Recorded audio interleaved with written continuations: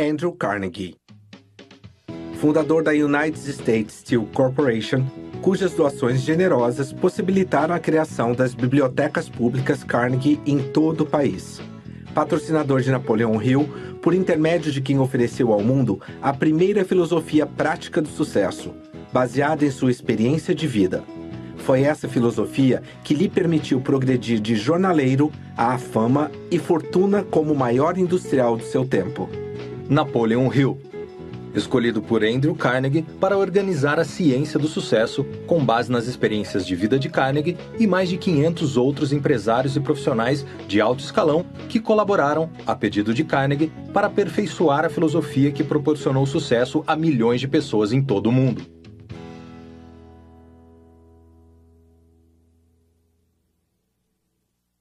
Como inspiraram milhões de pessoas em todas as partes do mundo, e os princípios descobertos por ele são tão práticos hoje quanto na época de sua primeira entrevista com Andrew Carnegie, em 1908.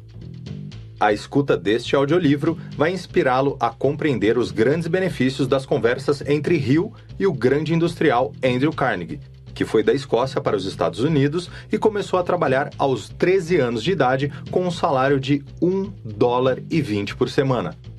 A fórmula do sucesso apresentada em Como Aumentar o Seu Próprio Salário vai lhe provar que tudo o que a mente humana pode conceber e acreditar, ela pode conquistar. Publicado por The Napoleon Hill Foundation.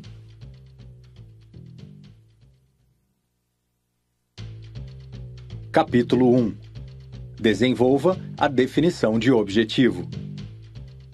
Gostaria que você retrocedesse ao começo de sua carreira e descrevesse para mim, passo a passo, os princípios de realização pelos quais começou sua ascensão, sem dinheiro, sem grande influência e com pouca escolaridade, e elevou-se a uma posição de grande afluência e riqueza.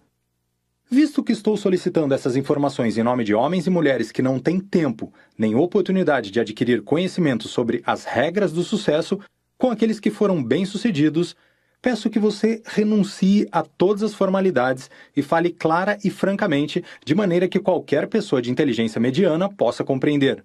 Muito bem, vou descrever as regras da realização pessoal responsáveis pelas minhas conquistas, mas com a condição de que você organize essas regras de relacionamento humano em uma filosofia que fique disponível a qualquer pessoa que queira aprender a dominá-la e utilizá-la.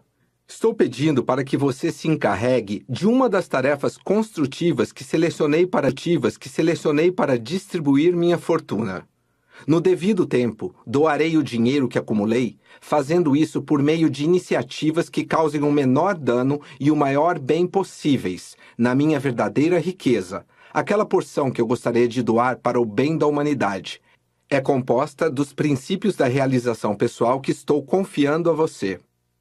Ao ajudá-la a organizar as regras da realização pessoal, entendo que você executará uma pesquisa contínua, até ter comparado minha experiência com a experiência de outros homens reconhecidos como sucessos em muitas áreas de atuação, a fim de que possa oferecer ao mundo uma filosofia do sucesso com flexibilidade suficiente para atender às necessidades de todas as pessoas, independentemente da vocação ou objetivo de vida.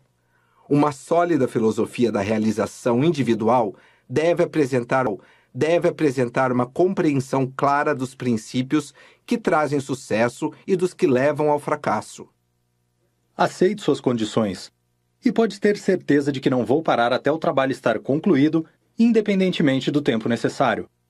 Sua fé na minha capacidade de realizar essa tarefa é toda a inspiração de que preciso para assegurar sua continuidade até terminá-la. Você começará a fazer agora uma análise compreensível de todos os princípios do sucesso que empregou em seu desenvolvimento pessoal? Para começar, deixe-me afirmar que existem 17 princípios essenciais do sucesso. E toda pessoa que atinge seu objetivo principal em qualquer atividade deve utilizar uma combinação destes princípios. Vamos citar primeiro o mais importante desses princípios. Ele está no topo da lista, porque não se conhece ninguém que tenha obtido sucesso sem aplicá-lo. Você pode chamá-lo de princípio da definição do objetivo. Estude qualquer pessoa reconhecida como um sucesso permanente e você descobrirá que ela tem um objetivo principal definido, um plano para a realização desse objetivo e que ela dedica a maior parte de seus pensamentos e esforços para a realização desta meta. Meu objetivo principal é produzir e comercializar aço. Concebi este objetivo enquanto trabalhava como operário. Ele tornou-se uma obsessão para mim. Levava-o para a cama comigo à noite e para o trabalho pela manhã. Meu objetivo definido tornou-se mais do que uma mera vontade. Tornou-se um desejo ardente. Esse é o único tipo de objetivo definido que parece trazer os resultados desejados. Enfatize por todos os meios a seu alcance a grande diferença entre uma mera vontade e um desejo ardente, que assume as proporções de uma obsessão. Todo mundo quer as melhores coisas da vida, tais como dinheiro, uma boa posição, fama e reconhecimento, mas a maioria das pessoas nunca vai além do estágio da vontade. Homens que sabem exatamente o que querem da vida e estão determinados a obtê-lo, não se contentam em ficar na vontade. Eles estimulam a vontade até se tornar um desejo ardente e respaldam essa vontade com um esforço contínuo, baseado em um plano sólido. É necessário que induzam outras pessoas a cooperar na execução de seu plano. Nenhuma grande conquista é possível sem a ajuda de outras mentes. Mais adiante, explicarei como os homens bem-sucedidos atuam para induzir os outros a cooperar. Antes de alcançar o objetivo definido, você teve que fazer uso de uma grande quantidade de dinheiro como capital operacional. Como fez para conseguir esse dinheiro, uma vez que começou sem capital próprio? Eu gostaria que respondesse essa questão detalhadamente, pois mais cedo ou mais tarde, quase todas as pessoas chegam a um ponto em que poderiam alcançar grandes realizações se tivessem pelo menos o capital para começar bem. O primeiro passo da pobreza para a riqueza é o mais difícil. Eu poderia simplificar essa afirmação dizendo que toda riqueza e todas as coisas materiais que qualquer um possa adquirir pelo próprio esforço começam na forma de uma imagem mental clara e concisa daquilo que se busca. Quando essa imagem cresce ou é forçada às proporções de uma obsessão, ela é assumida pela mente subconsciente, graças a alguma lei oculta da natureza que o mais sábio dos homens ainda não compreende. A partir desse ponto, a pessoa é atraída ou guiada na direção do equivalente físico da imagem mental. Voltarei ao assunto da mente subconsciente muitas vezes antes de terminarmos, pois é um dos fatores vitais em todas as realizações excepcionais. Quanto à minha experiência, ao dar o primeiro passo para a realização do meu objetivo definido de vida, posso descrevê-la muito claramente em poucas palavras. Primeiro, eu sabia que queria produzir aço. Então, provoquei esse desejo até ele tornar-se uma obsessão motriz.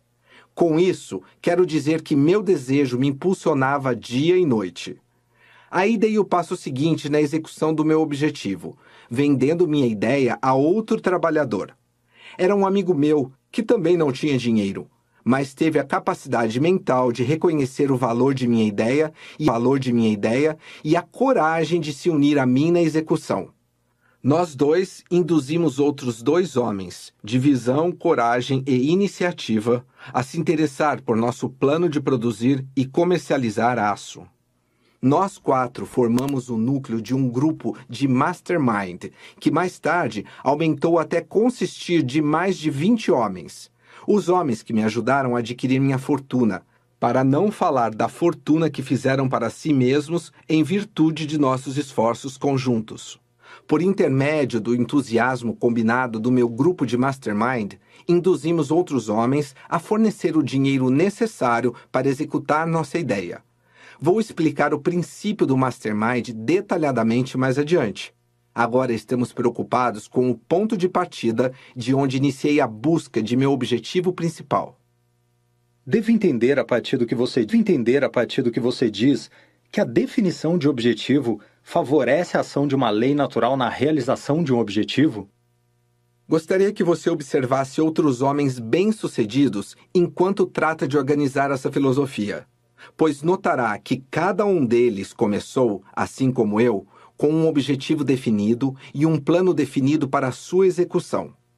Se olhar bem de perto, outra coisa que irá observar em relação aos homens bem-sucedidos é o fato de que alcançam sucesso fazendo um esforço aparentemente igual ao empregado por outros que não são bem-sucedidos. É um mistério para algumas pessoas como homens com pouca ou nenhuma escolaridade muitas vezes têm sucesso, enquanto outros com extensa escolaridade fracassam. Olhe com cuidado e você descobrirá que os grandes sucessos são resultado da compreensão e utilização de uma atitude mental positiva, pela qual a natureza auxilia os homens a transformar seus objetivos em seus equivalentes físicos e financeiros. A atitude mental é a qualidade da mente que dá poder a seus planos e pensamentos. Lembre-se desse fato e destaque-o ao organizar a filosofia da realização individual. Quanto tempo é necessário para que a atitude mental comece a atrair os requisitos físicos e financeiros do objetivo principal de uma pessoa? Isso depende inteiramente da natureza e da extensão dos desejos e do controle que a pessoa exerce sobre a própria mente para mantê-la livre do medo, da dúvida e das limitações autoimpostas. Esse tipo de controle provém de vigilância constante, mantendo a mente livre de todos os pensamentos negativos e deixando-a aberta para o ingresso e orientação da inteligência infinita.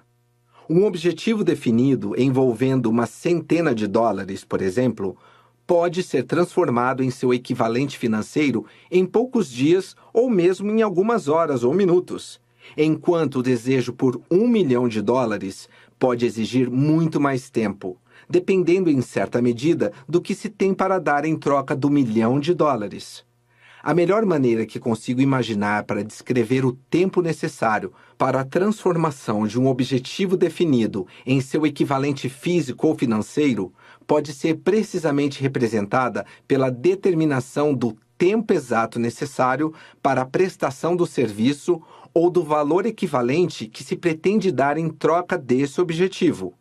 Antes de terminar de descrever os 17 princípios do sucesso, espero ser capaz de provar que existe uma relação definitiva entre dar e receber.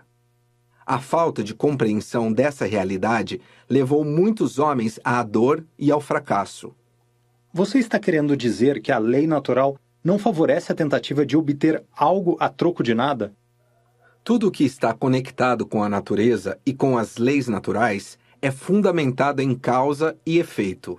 De modo geral, as riquezas e as coisas materiais que os homens adquirem são efeito de algum tipo de serviço útil que prestaram. Minha fortuna não chegou a mim antes que eu tivesse entregue a outros valores definidos na forma de grandes quantidades de aço de qualidade. Gostaria que você enfatizasse esta grande verdade quando levar as regras do sucesso ao conhecimento do mundo. Não se limite a afirmar que todo o sucesso começa na forma de um objetivo principal definido, mas enfatize que a única maneira conhecida de garantir que um objetivo definido seja alcançado plenamente por meio das forças da lei natural que agem na mente dos homens é estabelecido primeiro uma causa para tal realização, mediante um serviço útil prestado em espírito de harmonia. Como se deve expressar a natureza do objetivo principal definido? É suficiente apenas escolher um objetivo e mantê-lo em mente, ou existe uma forma melhor de traduzir esse objetivo dominante em seu equivalente físico? Isso depende inteiramente do tipo de mente que se tem. Uma mente bem disciplinada é capaz de manter e agir sobre um objetivo definido sem qualquer forma de ajuda externa ou artificial. Uma mente indisciplinada precisa de uma muleta na qual se apoiar ao lidar com um objetivo principal definido. O melhor método a ser adotado por quem tem uma mente indisciplinada é escrever uma descrição completa do seu objetivo principal e, a seguir, adotar o hábito de lê-la em voz alta, pelo menos uma vez por dia. O ato de descrever detalhadamente o objetivo obriga a pessoa a ser específica quanto à sua natureza. A leitura habitual fixa o objetivo na mente, onde ele pode ser captado pelo subconsciente e colocado em prática. Você tem o hábito de escrever seu objetivo principal? Segui esse hábito há muitos anos, quando lutava para trocar a vida de operário pela de gerente industrial. Além disso, fui muito mais longe do que simplesmente ler a descrição do meu objetivo. Eu me encontrava todas as noites com meu grupo de mastermind e tínhamos reuniões em forma de mesa redonda, com a finalidade de construir planos para executar minha meta principal. Recomendo vivamente o hábito da mesa redonda. É um hábito que ainda cultivo. Acredito que você descobrirá que todos os homens de sucesso, digno de nota, mantêm esse hábito de discussão íntima de planos com conselheiros e sócios. Aprendi, anos atrás, que nenhuma mente sozinha é completa. Quando chegarmos à discussão do princípio do Mastermind, vou explicar que por 2 ou mais mentes trabalhando juntas em harmonia, tem mais poder do que uma sozinha. Você encontrará indícios que comprovam essa grande verdade em toda a Bíblia, se pesquisar com cuidado e entender o que lê. Jesus de Nazaré entendeu o princípio do Mastermind e fez uso efetivo dele na aliança com seus discípulos. Foi ali que tive a primeira pista a respeito dessa surpreendente lei da natureza. Espero que me perdoe por mencionar isto, mas ouvi dizer que você foi severamente criticado por ter acumulado uma grande fortuna, enquanto milhares de homens que trabalharam para você permaneceram comparativamente pobres.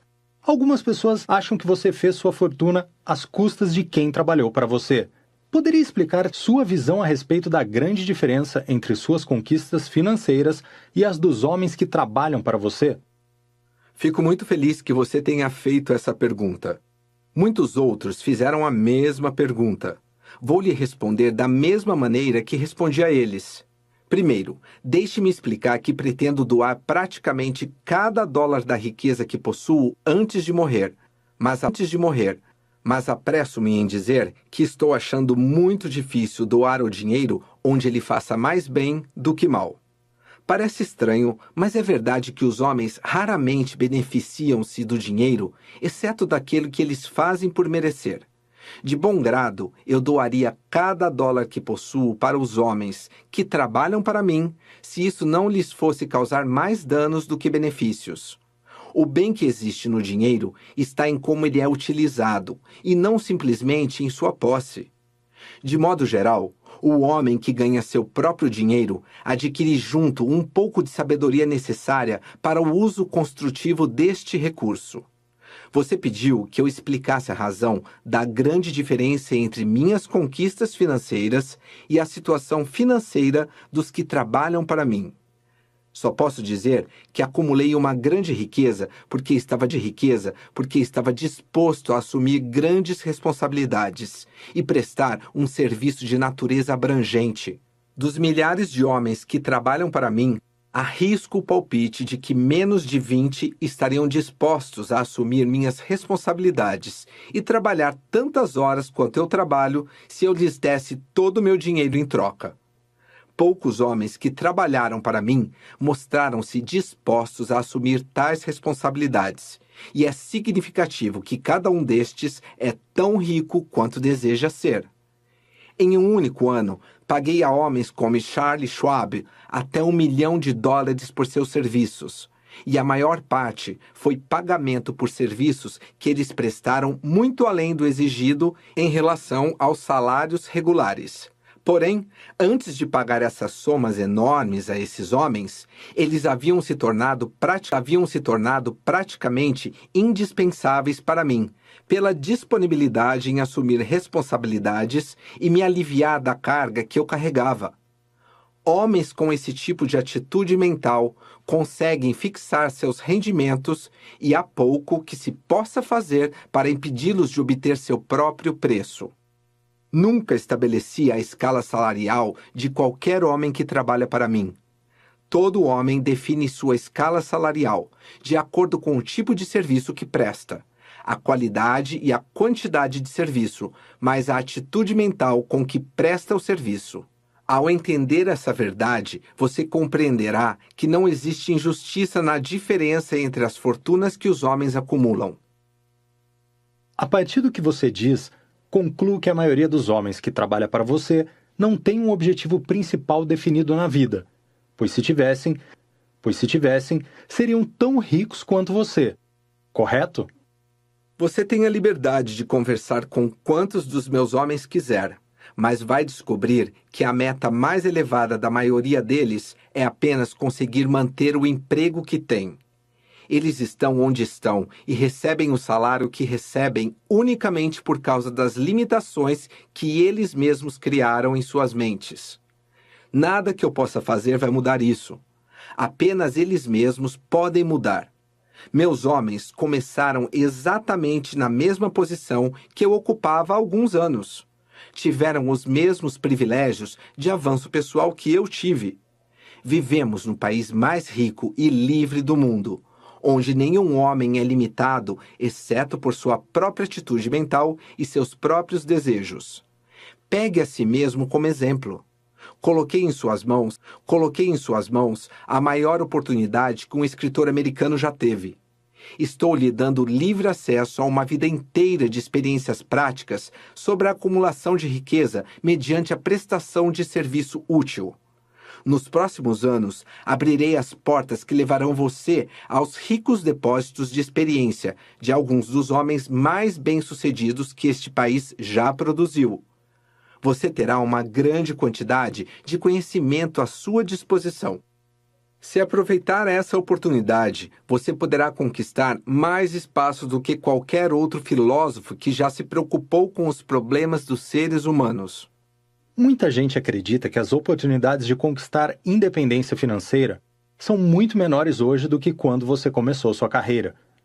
Alguns acreditam que você e outros homens ricos praticamente monopolizam o campo de oportunidades e não darão chance aos outros.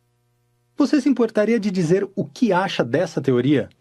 Fico feliz que você tenha usado a palavra teoria, pois a crença de que existe escassez de oportunidades em um país como o nosso nada mais é senão pura teoria.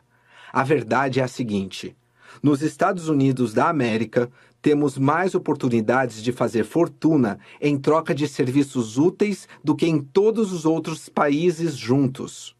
Este é um país novo.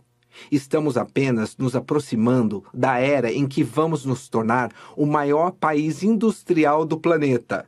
Dentro dos próximos anos, veremos avanços maravilhosos no campo da indústria. Falta de oportunidade nos Estados Unidos? Ora, por favor! Você não percebe que nossa única escassez será de imaginação, autoconfiança e iniciativa necessárias aos homens no futuro deste país? Tenho pouca paciência com gente que não vê futuro nos Estados Unidos.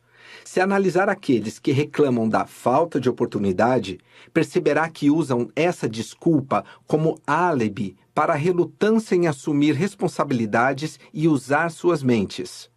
Está chegando a hora em que o mundo inteiro se voltará para os Estados Unidos em busca de novas ideias, novas invenções, novas oportunidades, habilidade, imaginação.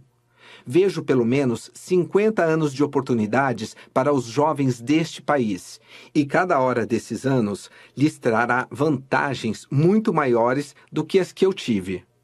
Homens que se queixam de falta de oportunidade me lembram o congressista que pouco tempo atrás quis introduzir um projeto de lei no Congresso, estipulando o fechamento do escritório de patentes com base na afirmação de que não havia mais nada a ser patenteado. Espero que você não se torne vítima dessa crença míope de que este país não tem mais oportunidades. Tenho certeza de que a sua excelente visão ainda terá muito mais a dizer sobre as oportunidades que esta grande nação oferece a homens e mulheres dispostos a aprender as regras do sucesso, utilizá-las durante o jogo da vida e reivindicar seus prêmios à medida que avançam.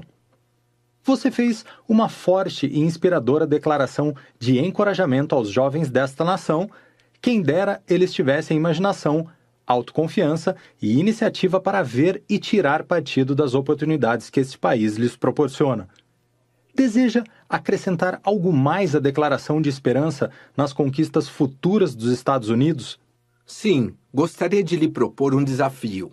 Gostaria de registrar em sua mente o fato de que você tem a maior oportunidade de todos os jovens que conheço dessa geração, pois está sendo treinado e preparado para apresentar ao povo deste país uma nova filosofia de conquista individual que inspirará homens e mulheres em todas as esferas da vida a reconhecer e abraçar essa era de abundância de oportunidades.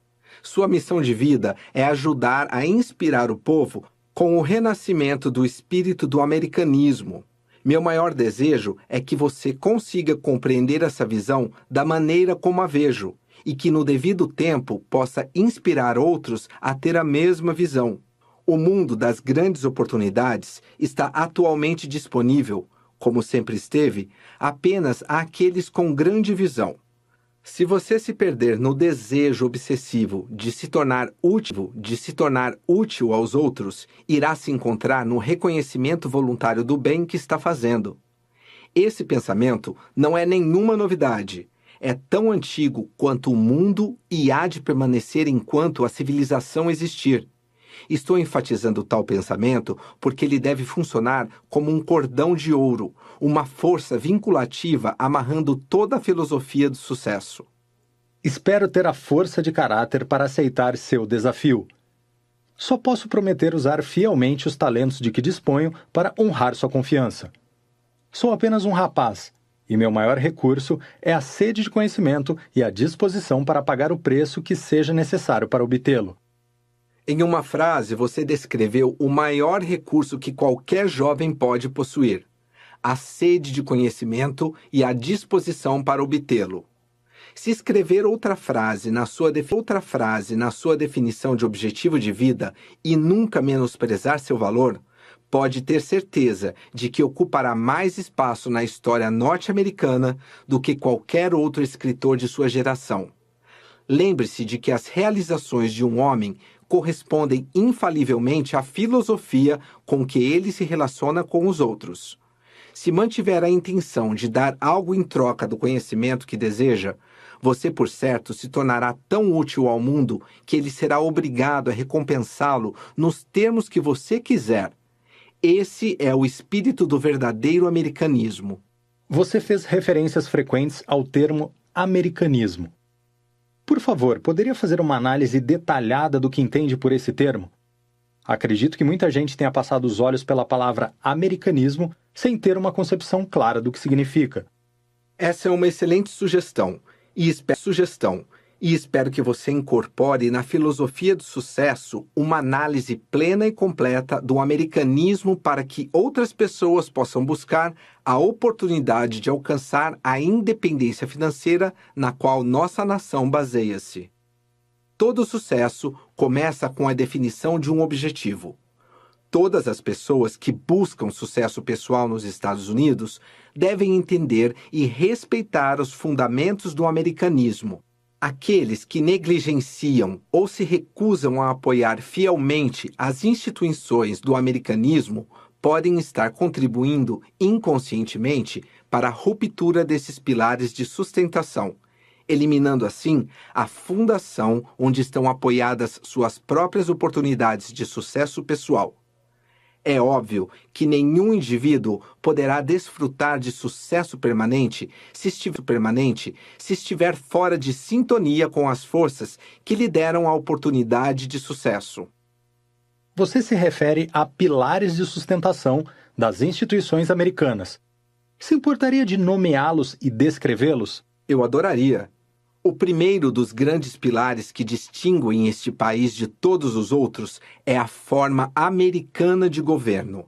Ela foi originalmente redigida na forma da Constituição dos Estados Unidos, proporcionando o maior direito possível à liberdade individual, liberdade de pensamento, liberdade de expressão e liberdade de culto.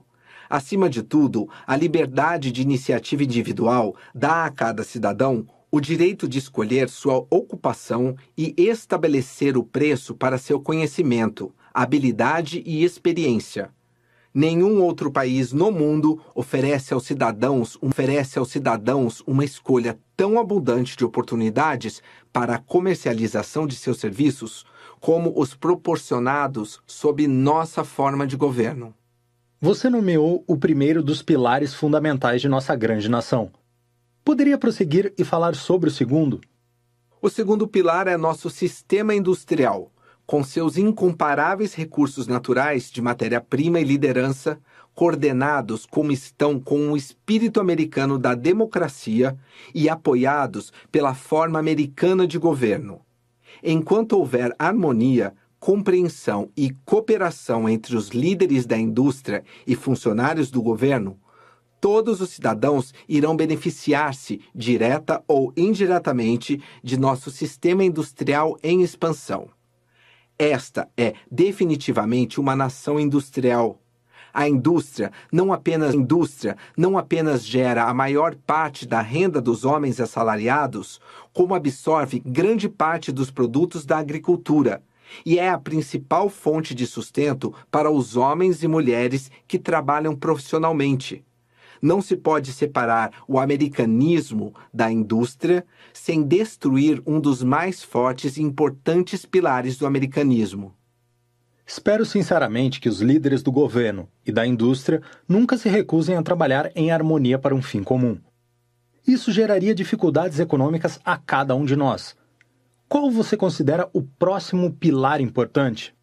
O pilar de número 3 é o nosso sistema bancário, uma vez que fornece o sangue vital que mantém nosso sistema industrial, nossa agricultura e nossos sistemas profissionais ativos e flexíveis a um custo que não é um fardo para ninguém. Compreenda a natureza do serviço prestado por nosso sistema bancário e você terá se livrado para sempre dos poucos ignorantes que reclamam dos pecados imaginários de Wall Street. Todas as pessoas bem informadas sabem que neste país temos um sistema duplo de governo, com uma divisão política operando em Washington e uma divisão financeira operando em Nova York. Quando esses dois ramos da nossa vida nacional funcionam harmoniosamente, prosperamos.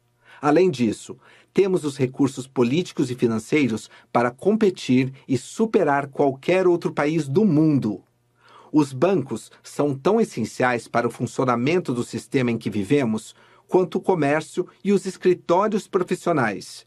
Na verdade, nenhuma forma de comércio ou de negócios poderia ser exercida com sucesso sem o acesso direto ao dinheiro ou crédito fornecido pelos bancos. Muito bem. Sua explicação sobre a importância de nossos bancos dará a muitos de nós uma opinião diferente sobre eles. Os bancos são o único auxílio financeiro ao nosso sistema econômico? Não. Existe outro muito importante. O quarto pilar essencial é nosso sistema de seguros de vida, que funciona como a maior instituição nacional de poupança individual e oferece uma flexibilidade ao nosso sistema econômico que não seria possível somente com o sistema bancário. Nenhuma outra instituição americana proporciona uma fonte de poupança que assegura ao indivíduo a proteção de sua família e, ao mesmo tempo, livra sua mente de preocupações ligadas à chegada da velhice com suas incertezas econômicas. A instituição do seguro de vida é definitivamente uma parte essencial dos Estados Unidos. Suas afirmações sobre os 4 pilares mencionados dão muito o que pensar. Você disse que existem 6 importantes diferenças entre nosso país e todos os outros? Exatamente. Existem mais 2. A quinta é o nosso espírito nacional de amor pela liberdade, nossa exigência do privilégio de autodeterminação, conforme expresso pelos pioneiros da indústria e do governo, e o amor nacional pela liberdade de expressão, pensamento e ação, que foram as características distintivas dos grandes líderes produzidos pelos Estados Unidos no passado. E qual é o 6º?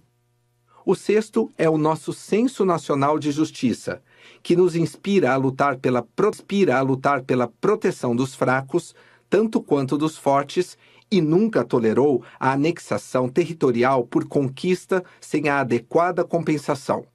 Nesses 6 itens, você encontrará tudo o que mais distingue este país de todos os outros. Ao apresentar a filosofia do sucesso, certifique-se de destacar o fato de que qualquer coisa que enfraqueça qualquer um dos 6 pilares do americanismo debilita igualmente a totalidade do nosso sistema nacional. Certifique-se de enfatizar também que não basta apenas abster-se de fazer ou dizer alguma coisa que possa enfraquecer esses pilares, mas que é dever de todos os americanos defender esses fundamentos de todos os que tentarem enfraquecê-los ou destruí-los.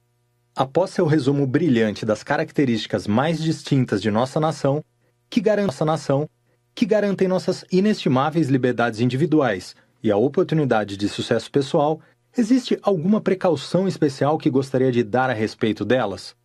Existe uma tendência crescente neste país de homens de mentalidade radical encontrarem falhas em nossa forma de governo, nosso sistema industrial, nosso sistema bancário e em tudo mais que represente tipicamente o americanismo. Não podemos deixar que eles destruam a maior nação do mundo simplesmente porque pregamos e praticamos o direito à liberdade de expressão.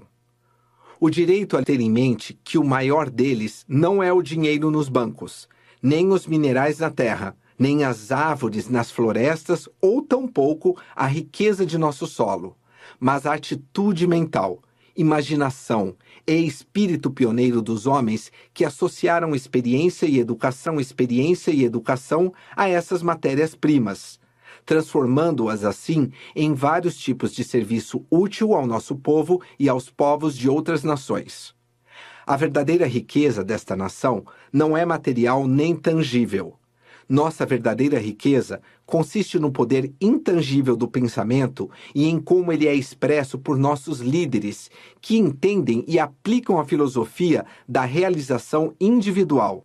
Ela se reflete na visão e nos horizontes mais amplos e nas maiores ambições e iniciativas.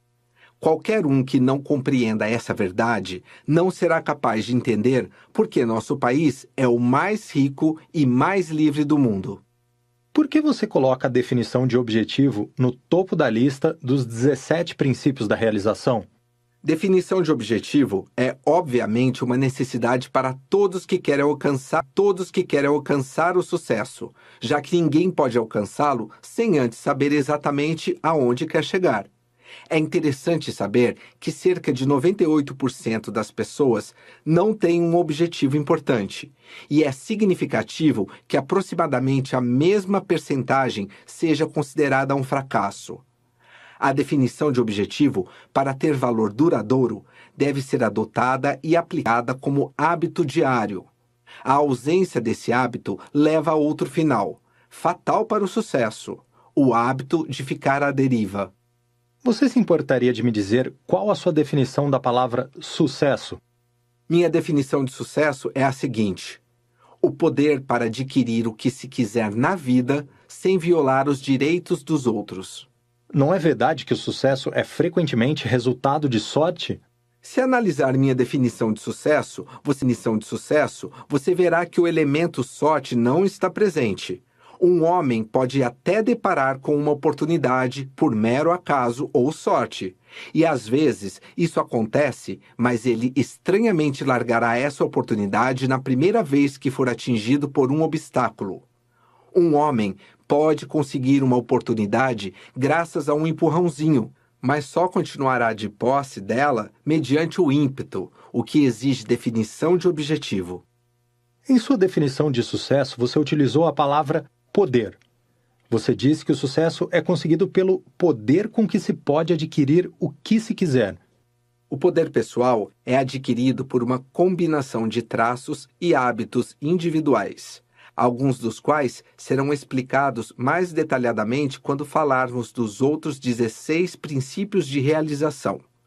Resumidamente, as 10 qualidades do poder pessoal, que chamamos de regra de 10 pontos do poder pessoal, são as seguintes: definição de objetivo, rapidez de decisão, solidez de caráter, honestidade intencional, disciplina rigorosa sobre as próprias emoções, desejo obsessivo de prestar um serviço útil, conhecimento profundo da própria ocupação, tolerância em todos os assuntos, lealdade aos associados pessoais e fé em um ser supremo, sede constante de conhecimento, imaginação alerta. Observe que essa regra de 10 pontos abrange apenas os traços que qualquer um pode desenvolver. Observe também que esses traços levam ao desenvolvimento de uma forma de poder pessoal que pode ser utilizada sem violar os direitos dos outros. Essa é a única forma de poder pessoal que qualquer um pode dar-se ao luxo de exercer.